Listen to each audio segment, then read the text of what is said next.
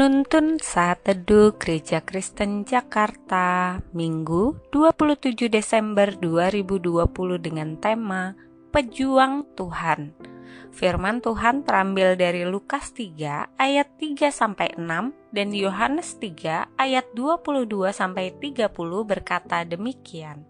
Maka datanglah Yohanes ke seluruh daerah Yordan dan menyerukan, "Bertobatlah dan berilah dirimu dibaptis dan Allah akan mengampuni dosamu, seperti ada tertulis dalam kitab nubuat-nubuat Yesaya. Ada suara yang berseru-seru di padang gurun, persiapkanlah jalan untuk Tuhan, luruskanlah jalan baginya.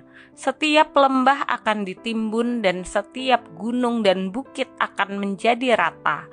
Yang berliku-liku akan diluruskan, yang berlekuk-lekuk akan diratakan, dan semua orang akan melihat keselamatan yang dari Tuhan."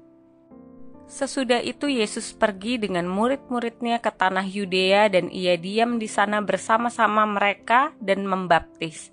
Akan tetapi Yohanes pun membaptis juga di Ainon dekat Salim, sebab itu banyak air dan orang-orang datang ke situ untuk dibaptis. Sebab pada waktu itu Yohanes belum dimasukkan ke dalam penjara. Maka timbullah perselisihan di antara murid-murid Yohanes dengan seorang Yahudi tentang penyucian. Lalu mereka datang kepada Yohanes dan berkata kepadanya, "Rabi, orang yang bersama dengan engkau di seberang sungai Yordan dan yang tentang dia engkau telah memberi kesaksian, dia membaptis juga dan semua orang pergi kepadanya."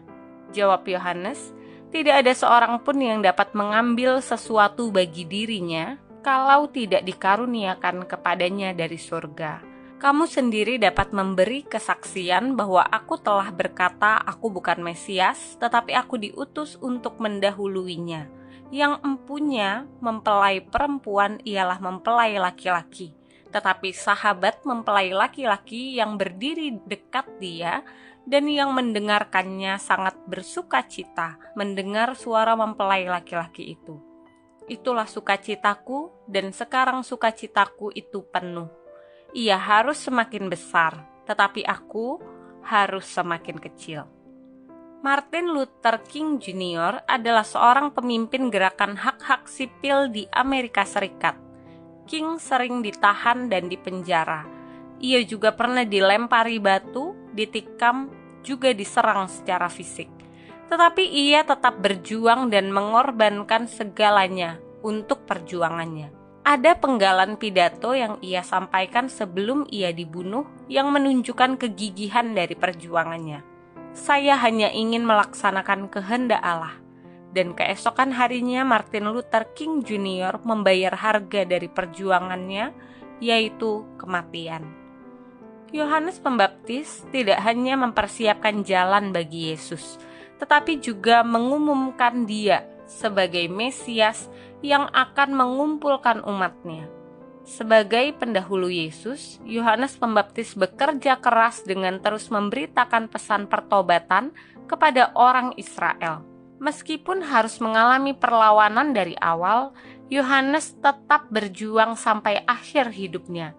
Yohanes Pembaptis adalah sosok pejuang Tuhan yang setia dalam panggilan pelayanannya. Tugas yang Yesus berikan kepada kita sebagai murid-Nya pada dasarnya adalah untuk mempersiapkan orang-orang menanti kembalinya Yesus sebagai Raja.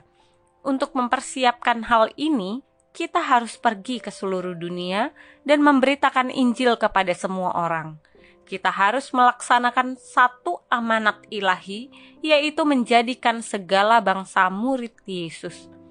Itulah perjuangan yang dikehendaki Allah atas hidup kita. Melalui perenungan hari ini kita bersama-sama belajar, pejuang Tuhan adalah seorang yang mau menghabiskan hidupnya, kehendaknya, dan masa depannya untuk memuliakan nama Allah.